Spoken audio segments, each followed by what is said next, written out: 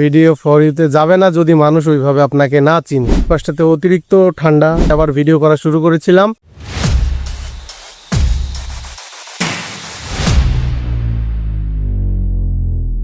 আমার পিছনের যে ব্যাকগ্রাউন্ডগুলা দেখতে পাচ্ছেন, মানে আমার পিছে যে জায়গাগুলা দেখছেন রাস্তার মধ্যে, তো এই জায়গাটা আসলে শুধু ঠান্ডা বিষয়টা এরকম না, এখানে আমার হাজারো স্মৃতি আছে। আমার ভিডিও লাইফ, আমি যখন থেকে ভিডিও করা শুরু করেছিলাম টিকটকে, তখন থেকে আমি এই জায়গাগুলোতেই ভিডিও বানাইতাম রাস্তার মধ্যে।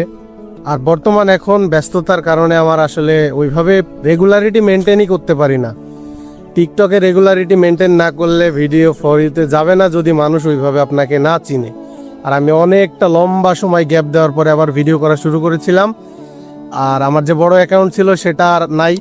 হোয়াটএভার গাইজ, যেটা আমার তকদিরে নাই সেটা আমি চাইলেও পাবো না। আর আমি চিন্তা ভাবনা করতেছিলাম যে আমি আসলে ব্লগ ভিডিও বানানো শুরু করব। মানে আমি আমার আশপাশ যেগুলো আমি যা করি আর কি, আমার ডেইলি লাইফ, এগুলা নিয়ে ভিডিও বানানো শুরু করব।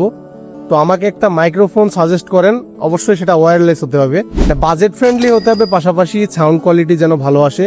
এরকম যদি মানে কারো জানা থাকে অবশ্যই আমাকে কমেন্ট করে জানাবেন। আর যদি আমার ভিডিওর মধ্যে ভুল ত্রুটি হয়ে থাকে অবশ্যই ক্ষমার দৃষ্টিতে দেখবেন।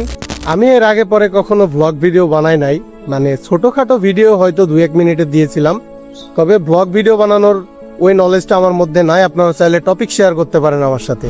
চিন্তা ভাবনা করেছিলাম বৃষ্টির ভিডিও করে আপনাদেরকে সেটা দেখাবো, তবে যে পরিমাণে বজ্রপাত পড়তেছে এর মধ্যে আসলে ভিডিও করার সাহস আমার মানে হচ্ছে না।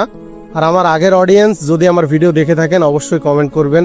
আমার কাছে ওইটাই ভালো লাগে যে আমার আগের যে অডিয়েন্স তারা যদি আমাকে কমেন্ট করে যে ভাই অনেক আগে আপনার ভিডিও দেখতাম, এই জিনিসটা আমার কাছে খুবই ভালো লাগে। যদি আগের কোনো অডিয়েন্স থেকে থাকেন অবশ্যই কমেন্ট করে জানাবেন। ভিডিওটা এই পর্যন্তই। তো যেহেতু বৃষ্টি নিয়ে কথা বললাম, তো বৃষ্টি নিয়ে একটা লাইন বলি। সেই দিন আমার শহরেও প্রচুর পরিমাণে বৃষ্টি।